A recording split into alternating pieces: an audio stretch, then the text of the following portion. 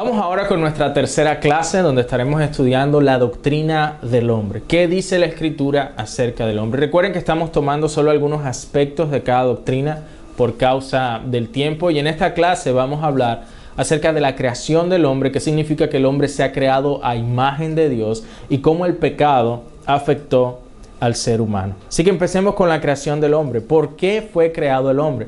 Cuando estuvimos hablando acerca de la independencia de Dios, allí dijimos claramente que nuestro Dios no tiene necesidad de nada. Sin embargo, Él nos ha creado y nos ha creado para que le demos gloria. En Isaías 43, versículo 7 dice: todos los llamados de mi nombre, para gloria mía los he creado, los formé y los hice. O en Efesios capítulo 1, versículos del 11 al 12 se nos dice que habiendo sido predestinados según el propósito de aquel que obra todas las cosas conforme al consejo de su voluntad, a fin de que nosotros, que fuimos los primeros en esperar en Cristo, seamos para alabanza de su gloria.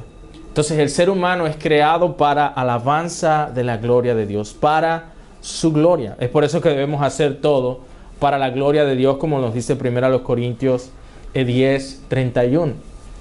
El hecho de que nosotros somos creados para la gloria de Dios garantiza que nuestras vidas sean significativas. Cuando nos damos cuenta de que Dios no necesitaba crearnos y que Él no nos necesita para nada, al ver eso pudiéramos concluir, bueno, pero ¿qué importancia tenemos nosotros? Pero la Biblia nos dice que fuimos creados para glorificar a Dios, indicando que somos importantes para Dios mismo. Y eso es lo que nos hace que seamos, de allí es donde viene nuestra importancia, el hecho de que nuestras vidas sean significativas. Porque si somos verdaderamente importantes para Dios por toda la eternidad, ¿qué cosa pudiera ser de mayor honor para cada uno de nosotros? Así que el propósito principal del hombre, como dice el Catecismo Menor de Westminster, es glorificar a Dios y gozar de Él por siempre. Fuimos creados para su gloria. Pero también nosotros vemos que el hombre, al ser creado por Dios, ¿sí? fue creado de manera distinta al resto de la creación. El hombre fue creado a imagen y semejanza de Dios. El hecho de que el hombre es imagen de Dios quiere decir que el hombre se parece a Dios y representa a Dios. Es la definición que Wayne Grudem nos proporciona. Ahora, hay elementos que el ser humano tiene en común con los animales. Por ejemplo, nosotros fuimos formados de la tierra. El hombre fue formado de la tierra, al igual que los animales. Somos seres vivientes, somos capaces de reproducirnos según nuestra especie. Pero hay algunos elementos claves que nos distinguen de los animales. Dios creó a los animales por su palabra. Él dijo, sean los animales que se arrastran sobre la tierra, o como llenó los mares con criaturas así del mar. Pero al hombre lo creó de una manera más personal. En Génesis 1:26 se nos dice: y dijo Dios, hagamos al hombre a nuestra imagen, conforme a nuestra semejanza, y ejerza dominio sobre los peces del mar, sobre las aves del cielo. Y en Génesis 2:7 dice: entonces el Señor Dios formó al hombre del polvo de la tierra y sopló en su nariz el aliento de vida, y fue el hombre un ser viviente. Entonces, Dios hizo el molde para las otras criaturas, pero Dios fue el molde para el hombre. Lo hizo a su imagen y semejanza. Dios le dio al hombre dominio sobre el resto de la creación. Eso nos distingue del resto de la creación. Al hombre se le dijo, tú te vas a enseñorear, tú vas a dirigir el resto de la creación. Al hombre también se le dio responsabilidad moral. Eso es lo que nos distingue también de los animales. Al hombre se le dijo, mira, de todo árbol del huerto podrás comer, pero de este no. De manera que el hombre le fue otorgado por Dios la responsabilidad moral de poder distinguir entre lo bueno y lo malo, cosa que no ocurre con los animales, quienes actúan u obran por instinto. Y Dios vivificó al hombre entregándose directamente al hombre. Decimos que allí Dios formó al hombre del polvo de la tierra y sopló en su nariz el aliento de vida.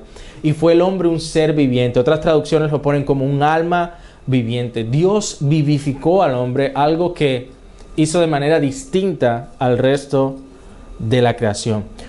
Eso nos muestra, hermanos, que los seres humanos tenemos una dimensión horizontal y una dimensión vertical. ¿Cómo así? Nosotros nos relacionamos con la creación como parte de la creación y como aquellos que son llamados a gobernar sobre la creación.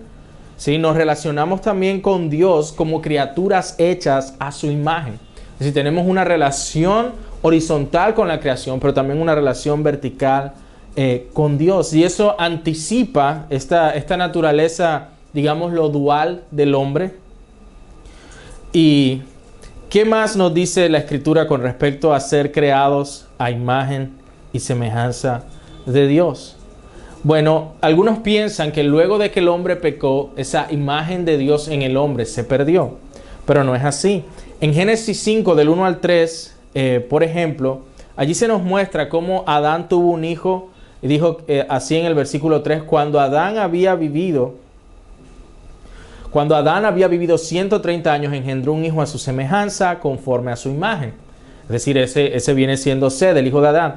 Pero en los primeros versículos se nos dice, el día que Dios creó al hombre, a semejanza de Dios lo hizo.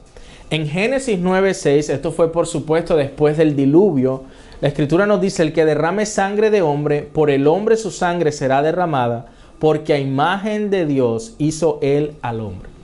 Aquí básicamente está diciéndonos, el Señor le está dando estas instrucciones a Noé, mostrándole que lo que hace que sea grave que un hombre le quite la vida a otro hombre es que el ser humano es creado a imagen de Dios. Y que por eso el castigo tenía que ser que esa persona misma perdiera su vida. Pero la razón detrás de eso es que a imagen de Dios hizo el hombre. Y en Santiago, capítulo 3, versículo 9, en el Nuevo Testamento, el apóstol Santiago dice, con ella bendecimos a nuestro Señor y Padre, y con ella maldecimos a los hombres que han sido hechos a la imagen de Dios. De manera que la Escritura reconoce que nosotros somos a imagen de Dios, aún después de la caída, aún después del pecado. La Escritura también nos enseña que Cristo es la imagen de Dios por excelencia. Colosenses 1:15 nos dice que Él es la imagen del Dios invisible, el primogénito de toda creación. O en Hebreos 1:3, donde se nos dice que Él es el resplandor de su gloria y la expresión exacta de su naturaleza. Entonces, nuestro Señor Jesucristo también le dijo a sus discípulos, en particular a Felipe, el que me ha visto a mí, ha visto al Padre. De manera que es esa representación de Dios, se cumple allí nuestra definición de ser creados a imagen de Dios. Decíamos que quiere decir que el hombre se parece a Dios y representa a Dios. Eso es lo que significa ser creados a imagen de Dios. Entonces, históricamente varios han intentado responder a qué es eso de que el hombre se ha hecho a imagen de Dios. Agustín mencionaba que somos como que se trata de ciertos vestigios de la Trinidad, o Calvino, que hablaba de los aspectos éticos, ¿sí? Que la imagen de Dios tiene que ver cuando ésta nos es restaurada en Cristo. O algunos mencionan el dominio del hombre sobre la creación, nuestra capacidad de tomar decisiones. La Iglesia Católica Romana lo relaciona con el libre albedrío, la espiritualidad del alma, la inmortalidad. Sin embargo, la postura bíblica es que el hombre es la imagen de Dios. La imagen no es algo en Dios o algo en el hombre, sino el hombre mismo. Nosotros, como sus criaturas, somos hechos a su imagen. Entonces no tiene sentido preguntar si el hombre perdió la imagen de Dios al pecar, ¿no? Allí permanece porque el hombre es la imagen de Dios. Entonces, o por decirlo de alguna manera, el hombre caído es imagen de Dios fracturada. Como cuando un objeto está quebrado, pierde de alguna manera su belleza, pero permanece siendo ese objeto. Ustedes seguramente han visto cuando hay automóviles que están abandonados o que pasan un accidente, que se ven muy diferentes a cuando vemos uno nuevo. Pero es igual, sigue siendo el mismo objeto, sigue siendo un auto. En Mateo 6:26, cuando el Señor Jesucristo está allí en el Sermón del Monte, hablando de cómo no debemos afanarnos ni estar ansiosos, Él dice: mirad las aves del cielo, que no siembran ni ciegan ni recogen en graneros, y sin embargo vuestro Padre Celestial las alimenta. ¿No son ustedes mucho más valiosos que ellas? Creo que a veces no nos detenemos a mirar declaraciones como estas. El Señor Jesucristo está diciendo que nosotros los seres humanos somos más valiosos. En este texto en particular está usando las aves del cielo. Y esto es bien interesante porque responde a Hubo una encuesta una vez que hicieron en los Estados Unidos. Algunas personas les preguntaron que si ellos ven a su mascota ahogándose en el mar o a su vecino, ¿a quién salvarían? Y la gran mayoría de las personas escogió salvar a su mascota. Está bien que las personas tengan cierto apego por sus mascotas y todo eso, pero ahí hay algo que está mal, porque la vida de los seres humanos es mucho más valiosa, porque solo los seres humanos son creados a imagen de Dios, a diferencia del resto de la creación. Y es lo que Jesús mismo apunta aquí cuando dice: no son ustedes de mucho valor que ellos. Entonces nosotros debemos en nuestra predicación, en nuestra aplicación, reconocer eso, que el ser humano es hecho a imagen de Dios. Por eso debemos tener esa preocupación, ese interés, ese deseo por servir a nuestro prójimo, por vernos en un sentido que ante Dios, el hecho de que somos hechos a su imagen, tenemos el mismo valor e importancia, sin importar raza o condición social, ni nada de estas cosas. Y el que tengamos eso con claridad va a afectar el cómo nos relacionamos, por supuesto, con otros. Ahora, otro aspecto de la doctrina del hombre tiene que ver con la naturaleza misma del hombre, es decir, cuántas partes hay en el hombre. Todos concuerdan en que el ser humano, todos los seres humanos tienen un cuerpo físico. Y la mayoría de las personas, tanto cristianos como no cristianos, perciben que también tenemos una parte inmaterial, un alma que seguirá viviendo después de que nuestro cuerpo muera. Sin embargo, solamente hasta allí llega el acuerdo. Históricamente, o digamos que las posturas más prominentes son la de la tricotomía y la de la dicotomía.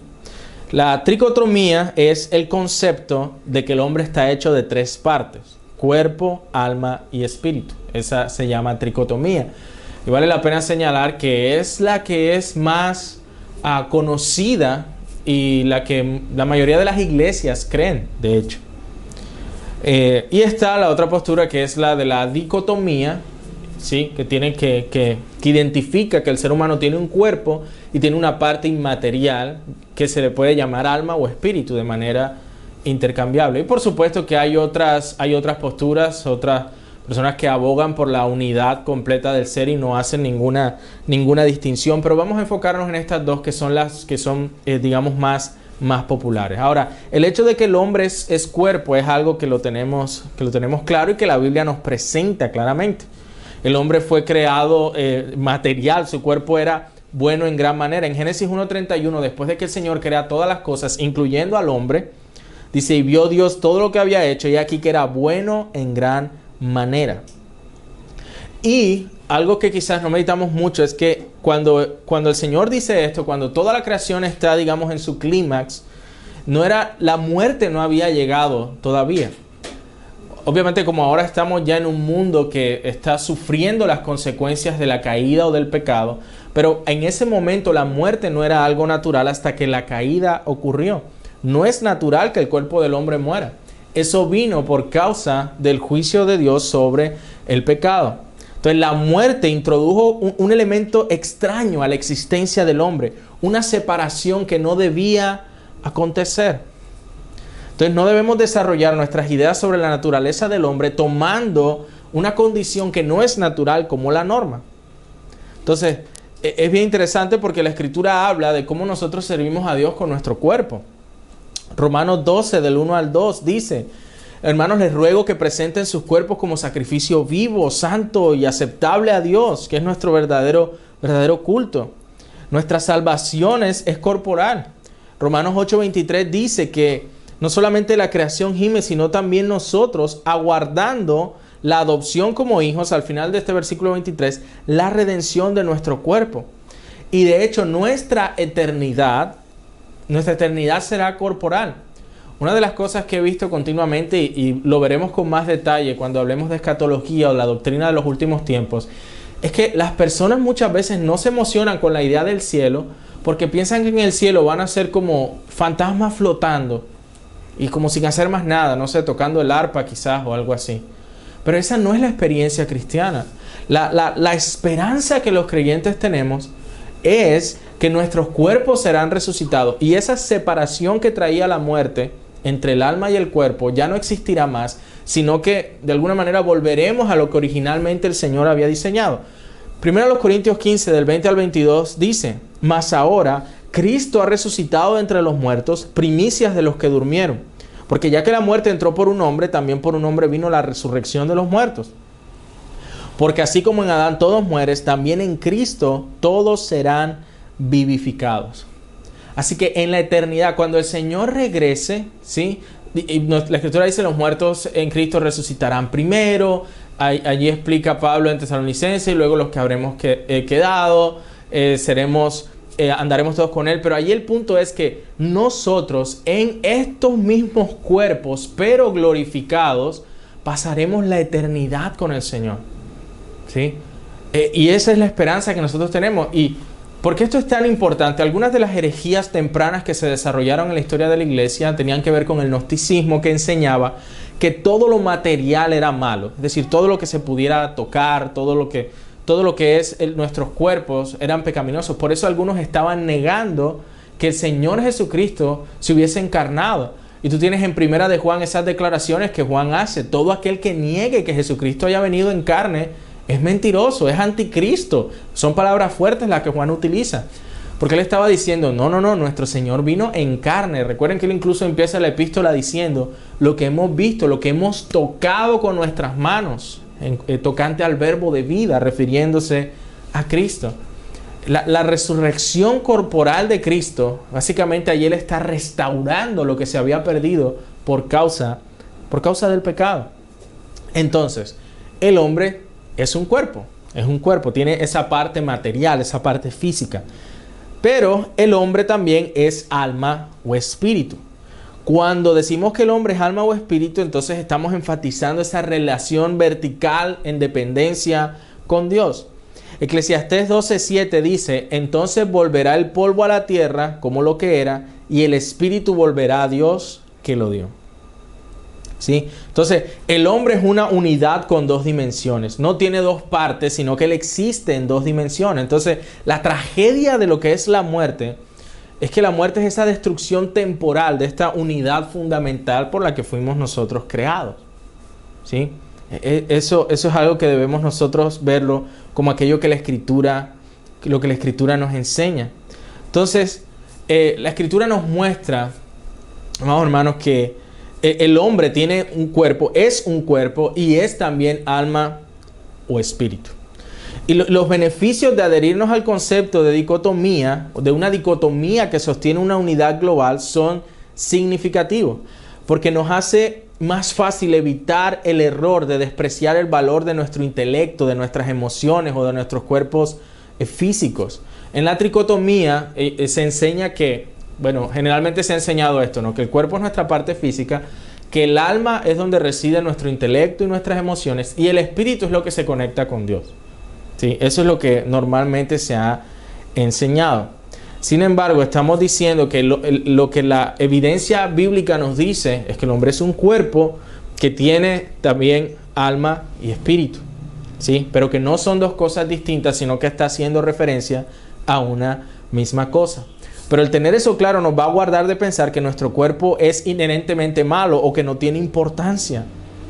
Ese concepto de ver que el hombre es una dicotomía dentro de la unidad nos va a ayudar a recordar que en esta vida hay una interacción continua entre nuestro cuerpo y nuestro espíritu. Es decir, lo que afecta a nuestro interior, nuestra alma, nuestro espíritu, afecta a nuestro cuerpo y viceversa. Es como cuando Proverbios 17:22 dice: el corazón alegre constituye buen remedio, mas el espíritu triste seca los huesos. ¿Sí? Mire cómo hace allí esa conexión. Entonces, un énfasis saludable de esta dicotomía en unidad nos recuerda que el crecimiento cristiano, ¿sí?, debe incluir todo aspecto de nuestra vida. Debemos purificarnos, como dice Pablo en 2 Corintios 7:1, de todo lo que contamina el cuerpo y el espíritu. Debemos crecer en el conocimiento de Dios y nuestras emociones y deseos deben conformarse cada vez más a lo que el espíritu desea, lo que el fruto del espíritu nos muestra. Entonces, un ejemplo de esto que les estoy diciendo, de cómo la Escritura nos presenta alma y espíritu de manera intercambiable, ¿sí? Por ejemplo, en un pasaje de Juan, en Juan capítulo 12, el Señor Jesucristo dice, mi alma está angustiada. Y más adelante, allí mismo en el Evangelio de Juan, Él dice que su espíritu está angustiado. Cuando morimos, la Escritura nos enseña que el alma sale de nuestro cuerpo, pero también se nos dice que nuestro espíritu en otros pasajes sale de nuestro cuerpo. De manera que la Escritura no hace una distinción entre el espíritu y el alma. Nosotros no deberíamos hacerla tampoco, porque ese no es el énfasis que la palabra del Señor nos da. Lo que nos enseña entonces es que somos cuerpo y somos alma, espíritu. También eso ha traído alguna confusión al respecto a esto. Si se dice que en el alma es donde residen las emociones, el intelecto y estas cosas, yo he visto tristemente que algunos consideran que esos aspectos del alma a veces como si la iglesia o como si la palabra de Dios no tuviera respuesta para las cosas del alma. Entonces consideran, no, las personas deben consultar siempre a otros profesionales. Y no digo que personas en ese tipo de áreas puedan brindar algún tipo de ayuda, pero se ignora que la Escritura tiene respuesta para todo lo que aqueja a nuestra alma, a nuestro espíritu. De manera que el tener esa claridad, ¿sí?, nos va a evitar caer en esa confusión. Pero algunos podrán estarse preguntando, ¿pero qué hay de ese pasaje en Tesalonicenses donde Pablo dice, y todo vuestro ser, espíritu, alma y cuerpo se ha hallado irreprensible? ¿No está enseñando ese texto que el hombre tiene espíritu, alma y cuerpo? Pareciera que es así. Sin embargo, nosotros debemos ver cuál es la meta o el propósito de ese texto. Ahí lo que Pablo está haciendo simplemente es expresar, digámoslo, ese deseo de que de sus lectores fueran completamente santificados por el Señor. Es como cuando el Señor Jesucristo, citando del gran mandamiento, dice que tenemos que amar al Señor con toda nuestra alma, con toda nuestra mente, con todas nuestras fuerzas. ¿Quiere decir eso que nosotros, el ser humano en su naturaleza se divide en alma, mente, fuerzas? No. Nosotros entendemos que lo que el Señor Jesucristo quiere decir es que debemos amar al Señor con todo nuestro ser. Es la misma idea de lo que Pablo está diciendo. Y todo vuestro ser, espíritu, alma y cuerpo, se ha hallado irreprensible. Y el resto de la Escritura muestra que alma y espíritu se refieren a una misma cosa. Yo les invitaría a poder leer todo el argumento y el apoyo bíblico que Grudem presenta a la posición de la dicotomía. Siempre resulta de mucha ayuda.